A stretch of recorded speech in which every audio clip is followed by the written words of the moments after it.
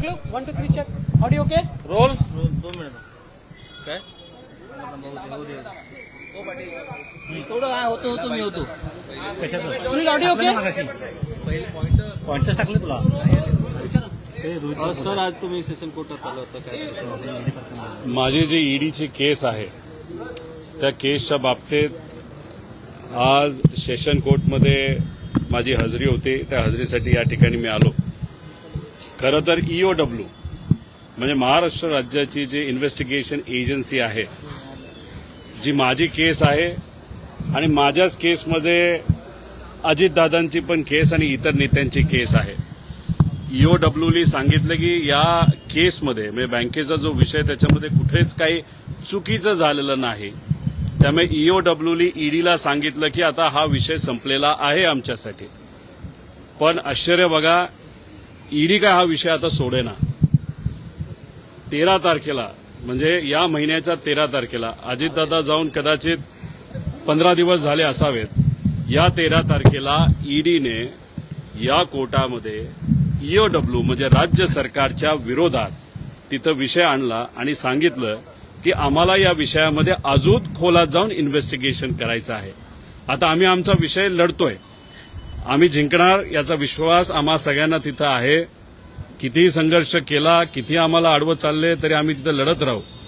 पण विषय एवढाच आहे, कोडं कधी कधी सुटत नाही की जे लोक आज सत्तेत आहेत त्यांचा सुद्धा विषय ईडी सोडत नाही. हा एक फार मोठा प्रश्न आता लोकांना त्या ठिकाणी पडलेला आहे. आम्हाला कळालंय की 26 तारखेला म्हणजे 26 जानेवारीला हा विषय जेव्हा दिल्लीला गेला होता, दिल्लीकडनं कदाचित सांगण्यात आलेलं आहे की या विषयामध्ये जे जे कुठले नेते आहेत त्यांना अजिबात तुम्ही त्या ठिकाणी सोडू नका.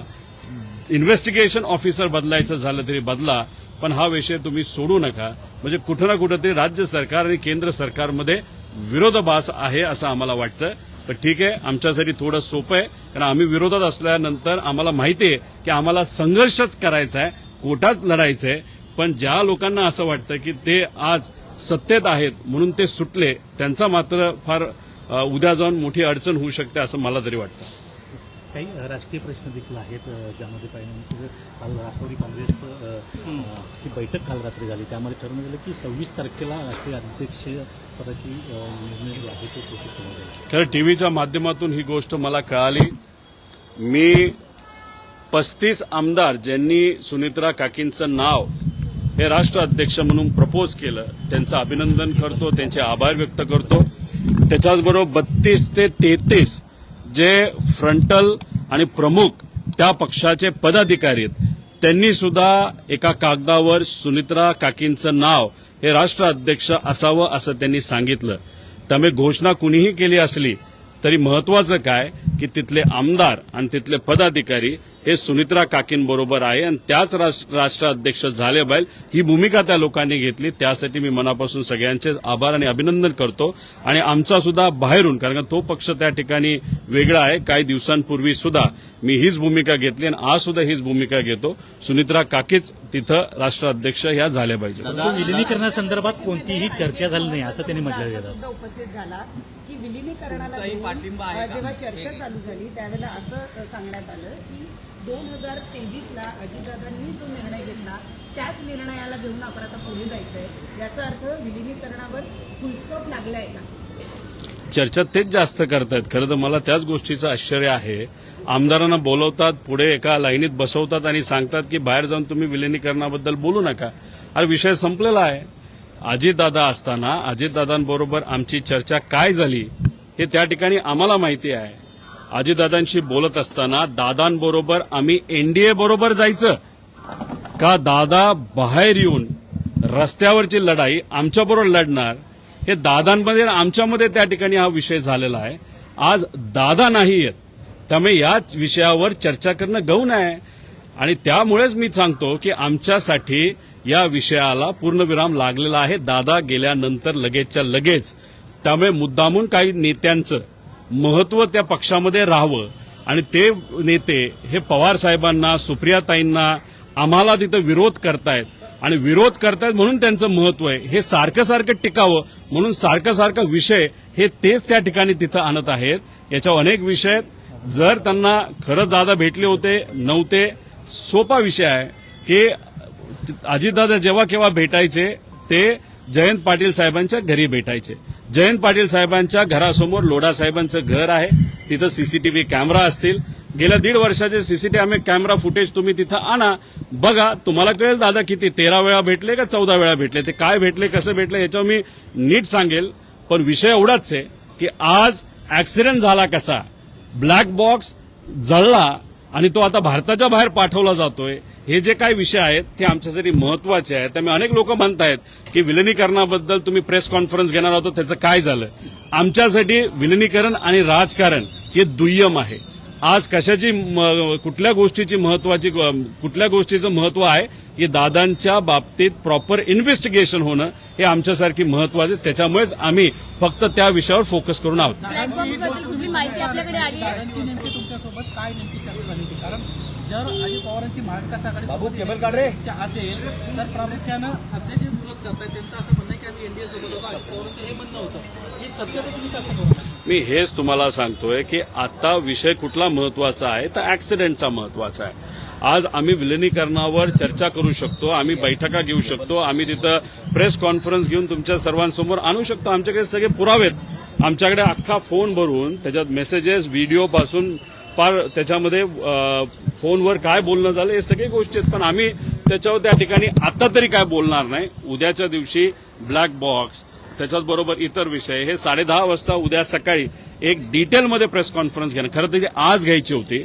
पण आज आपल्या या राज्यामध्ये परदेशातले एक फार मोठे नेते इथं आलेले आहेत. देशातले नेते म्हणजे आपले पंतप्रधान साहेब आज महाराष्ट्रामध्ये आहे. आम्ही प्रेस कॉन्फरन्स घेऊन त्या लोकांकडे कुठेतरी दुर्लक्ष होऊ नये, नाहीतर एक महत्वाचा विषय जो राज्यासाठी महत्वाचा असू शकतो त्या विषयाकडे कुठे दुर्लक्ष होऊ नये म्हणून आज प्रेस कॉन्फरन्स न घेता आम्ही उद्या 10:30 वाजता चव्हाण सेंटरला प्रेस कॉन्फरन्स घेणार आहोत. अजूनही तुम्हाला शंका आहे का की हा घात आहे, अपघात नाही? अजून 10-12 तास तुम्ही थांबा. 10-12 तास नाही, अजून 20 तास तुम्ही थांबा. उद्या सकाळी 10:30 वाजता या बाबतीत आपण चर्चा त्या ठिकाणी करू. ज्या पद्धतीने सरकारकडनं इन्व्हेस्टिगेशन चाललंय ते मंद गतीने, स्लो आणि कुठंच काही डिटेलमध्ये होताना दिसत नाही. ती VSR कंपनी अजूनपर्यंत ऑपरेशनमध्ये त्या ठिकाणी आहे. मग जर सरकारकडनं ज्या पद्धतीने इन्व्हेस्टिगेशन व्हायला पाहिजे ते होत नाही आणि ज्या ज्या गोष्टी आम्ही प्रेडिक्ट केल्या होत्या की उद्या जाऊन ते म्हणू शकतील ब्लॅक बॉक्स बंदच आहे, जळलाच आहे, मग तो आता भारताच्या बाहेर आपल्याला पाठवावं लागेल, या सगळ्या गोष्टीकडे कुठेतरी सरकारकडनं या इन्व्हेस्टिगेशनकडे दुर्लक्ष होत आहे का असा प्रश्न निर्माण झाल्यामुळे आम्हाला आमच्या मित्रांना काही लोकांना त्यांच्याशी चर्चा करून अधिकची काय माहिती मिळते का हे आम्ही बघत असू. त्यामुळे उद्या 10:30 वाजता डिटेलमध्ये या बाबतीत आम्ही प्रेस कॉन्फरन्स घेऊ. ब्लॅक बॉक्स आपण बघतोय, ब्लॅक बॉक्स कुठलाही अपघात असेल, परिस्थिती असेल, ऊन वारा पाऊस आग, अशा परिस्थितीमध्ये सगळा डेटा सुखरूप राहावा अशी त्याची रचना बनवलेली असते. मात्र ब्लॅक बॉक्स जळाला, आतापर्यंत कुठल्याच अपघातात ब्लॅक बॉक्स जळाला असं ऐकायला मिळालं. सुरक्षित राहतो अशी मान्यता आहे. ब्लॅक बॉक्स हा पावसापासून, उन्हापासून, आगेपासून, बॉम्बलास्टपासून सगळ्यापासून सुरक्षित आहे, पण राजकारणापासून सुरक्षित नाही. आता ह्याच्यात काय राजकारण चाललंय हे आपल्याला बघावं लागेल, खोलात जावं लागेल. पण उद्या या बाबतीत डिटेलमध्ये जाऊन काय घडलं असावं, कुठल्या नवीन गोष्टी आमच्यापर्यंत आलेल्या आहेत त्या नक्कीच तिथं आपल्यासमोर आम्ही आणू. सुनेत्रा पवार यांना राष्ट्रीय अध्यक्षासंदर्भात जे काही आमदारांनी पत्र दिलं, आपला देखील त्यांना बाहेरून पाठिंबा असणार आहे का काय? आताच बोललो. एक आणखी कार्यालयामध्ये रेड पडलेली होती. त्या प्रकरणामध्ये काल त्यांची जरा कान उघडणी करण्यात आलेली आहे. तुमच्यामुळे पक्षाचं नाव आणि प्रतिमा मलिन होती अशा लोकांमुळे. सोबतच विलिनीकरणाचा मुद्दा काढणारे जे पोस्टर होते त्यांना सुद्धा झापलेले असं कळतं. मग असं जर होत असेल आहे किंवा जे विलिनीकरणाच्या बाजूने आहेत त्या लोकांना झापाझापी केली जाते किंवा जाणीवपूर्वक सापळा रचून त्यांना अडकवलं. तर बघा, हे आमदार जे दादांबरोबर ज्या लोकांनी काम केलं, दादांमुळेच त्यातले 90% आमदार निवडून आलेले आहेत. हे सगळे स्वाभिमानी लोक आहेत, यांचा आवाज तुम्ही काय दाबू शकत नाही. आणि तुम्ही म्हणता त्या पद्धतीची चर्चा ही लोकांमध्ये आहे की नरवळी झिरवळ यांनी विलिनीकरणाबद्दल सकारात्मक, म्हणजे दादांची भूमिका काय ते तिथं उघड न घाबरता ते बोलले म्हणून कदाचित हे जे काय झालं ते मुद्दामून काही वेगळी कॉन्स्पिरसी आहे का त्यांना अडकवण्याची, त्यांना अडचणीत आणण्याची, त्यांना भीती घालायची? मला एवढंच सांगायची, भीती घालून किती लोकांना घालणार?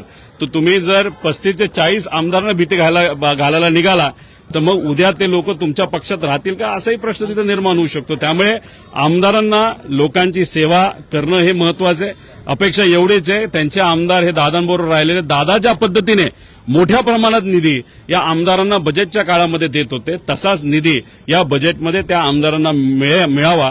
त्याच्याचबरोबर या सर्व पक्षांकडनं, मोठ्या नेत्यांकडनं ज्या लोकांकडे आम्ही पोहोचू शकत नाही, भेटू शकत नाही, आम्हाला वेळ मिळत नाही, त्यांना भेटून हे इन्व्हेस्टिगेशन दादांच्या बाबतीतलं योग्य पद्धतीने त्या ठिकाणी व्हावं असं सुद्धा त्या ठिकाणी आम्ही सांगतो. त्याच्याचबरोबर उद्या परवा जेव्हा केव्हा आम्हाला मुख्यमंत्री साहेब, उपमुख्यमंत्री साहेब वेळ देतील तेव्हा पुण्याचा जो रिंग रोड आहे त्या रिंग रोडला हे अजितदादांचं नाव त्या ठिकाणी दिलं गेलं पाहिजे, अशी मागणी आम्ही करणार आहोत. देवगिरी या बंगल्याच्या इथं दादांचं एक स्मारक त्या ठिकाणी व्हावं. 40 वर्ष राजकीय अनुभव त्या व्यक्तीचा होता, अतिशय मोठा नेता आपण गमावलेला आहे. त्याच्याचबरोबर माळी परिवार म्हणजे त्या विमानात जे अटेंडंट होते त्यांच्या परिवाराला आम्ही कॉन्ट्रॅक्टवर एक नोकरी त्या ठिकाणी देऊ शकलेलो आहे, पण एक चांगली नोकरी, परमनंट नोकरी त्या मुलाला, भावाला तिथं देता येईल का एक बघावं.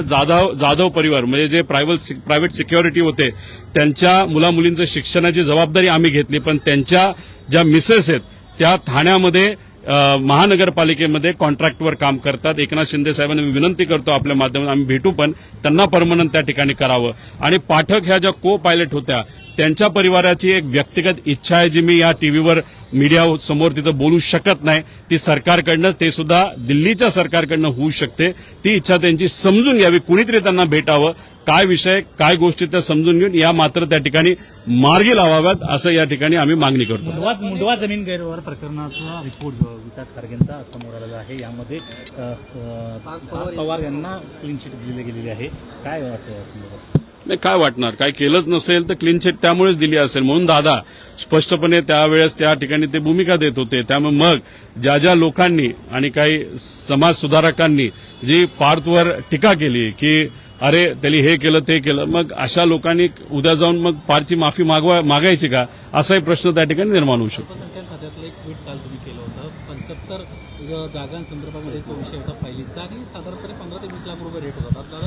आम्हाला जे कळालेलं आहे 20 ते 25 लाखाचा रेट त्या ठिकाणी होता. दादांनी त्या फाईलचा विरोध केला असं आम्हाला कळतंय.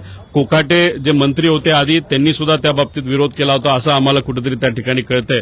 मग विरोध असताना दादांचा अंतविधी तिथं सुरू असताना जर इथं फायली पास होत असतील, नाहीतर ऍक्सिडेंट झालेल्या दिवशी दुपारच्या वेळेस जेव्हा दादांचं जे शव होतं ते हॉस्पिटलमध्ये त्या ठिकाणी ठेवण्यात आलं होतं, इथे बसलेले सगळे जे अधिकारी आहेत ते मात्र सह्या काढण्यात आणि सर्टिफिकेट काढण्यामध्ये मग्न होते. म्हणजे माणुसकी कुठेतरी संपलेली आहे का असं कुठेतरी आपल्याला म्हणावं लागेल. तुम्ही स्थगिती दिली असली, एन्क्वायरी लावली असती तरी आमचं मत आहे की हे जे कोणी जबाबदार आहेत पुढच्या 10 दिवसामध्ये हे जे काही एन्क्वायरी ते व्हावी. कारण का राज्य सरकारमध्ये एन्क्वायऱ्या लागतात, बऱ्याच लागतात, पण कधी कन्क्लुजनला त्या ठिकाणी जात नाही. 10 दिवसात निकाल द्या. अधिवेशनाच्या आधी या व्यक्तीला आम्ही बरखास्त केलं असा एक मोठा संदेश या महाराष्ट्रामध्ये द्यावा असं या सरकारला विनंती करतो. मधल्या मेट्रो पूल जो अपघात घडलेला आहे त्यामध्ये अमित ठाकरे यांनी आता एक पोस्ट लिहिलेली आहे ज्यामध्ये माणुसकीला शून्य किंमत असल्याचं म्हटलेलं आहे. आणि जी नौटंकी चाललेली आहे, म्युझिक लावणं आणि या संदर्भात त्याच्यापेक्षा ज्या बेसिक गोष्टी आहेत त्याकडे लक्ष द्यावं असं म्हटलं. महत्वाचा विषय, महाराष्ट्र भूषण पुरस्काराच्या वेळेस 14 सामान्य लोकांचा मृत्यू झाला.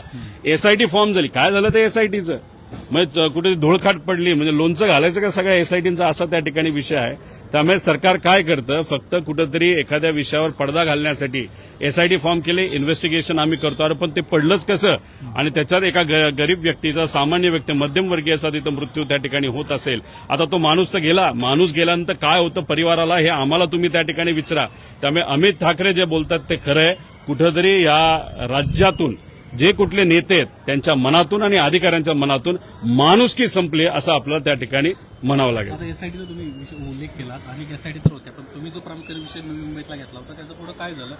चौकशी समिती नेमण्यात आली तर त्याचा अहवाल आलाय का? त्या बाबतीत कदाचित काहीच पुढे गेलेलं नाही. अधिवेशनामध्ये तो मुद्दा तिथं घेतलेला आहे. खरं तर मला या सरकारच्या विरोधात खूप काही तिथं बोलायचे बरेच मुद्दे आपल्याकडे आहेत, पण विषय एवढाच आहे की इन्व्हेस्टिगेशन दादांच्या ऍक्सिडेंटच्या बाबतीत त्याच्यावरचं लक्ष कुठेतरी दुसऱ्या बाजूला जाऊ नये म्हणून मी स्वतःलाही कंट्रोल करतोय आणि मुद्दे घेताना त्याच विषयावर आणि त्याच मुद्द्यावर जास्त फोकस देऊन आहे. ओके.